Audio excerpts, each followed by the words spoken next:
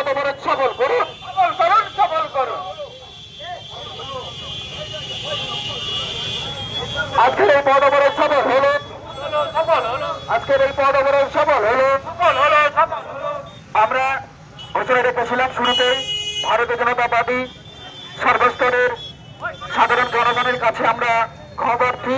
কারণ পশ্চিমবাংলায় গণতন্ত্র রক্ষার স্বার্থে যে পশ্চিমবাংলার বিরোধী দলের নেতা সম্মানীয় শুভেন্দু অধিকারী, যিনি পশ্চিমবাংলার সাধারণ মানুষের স্বার্থে গণতন্ত্র রক্ষা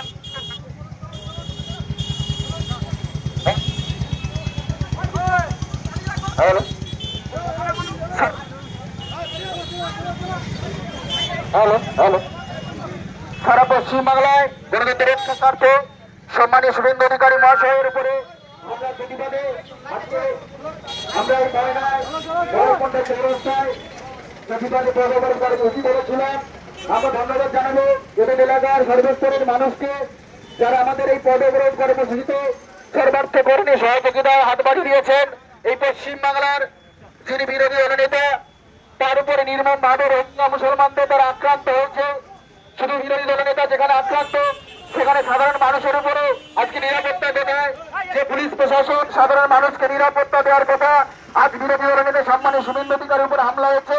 তাহলে সারা পশ্চিমবাংলা জুড়ে যেভাবে অভয়াবন এবং আর্যিকরের সেই অভয়াবন থেকে শুরু করে লোকলের বিভিন্ন জায়গায় নারী নির্যাতন, খুন, ধর্ষণ, বিজেপি কর্মীদের মেরে ঝুলিয়ে দেওয়া হচ্ছে। তাই গণতন্ত্র রক্ষার স্বার্থে আজকের এই পদবরোধ কর্মসূচি আমরা করেছিলাম। বিজ্ঞাপনের চমক নয়, আছে আগামী দিনের প্রতিশ্রুতি, মানে কর ফ্যাশন।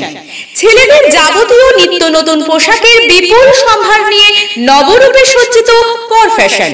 বিশেষ করে মনে রাখবেন, আমাদের নতুন সংযোজন ছোট ছেলেদের পোশাকের বিপুল সম্ভার।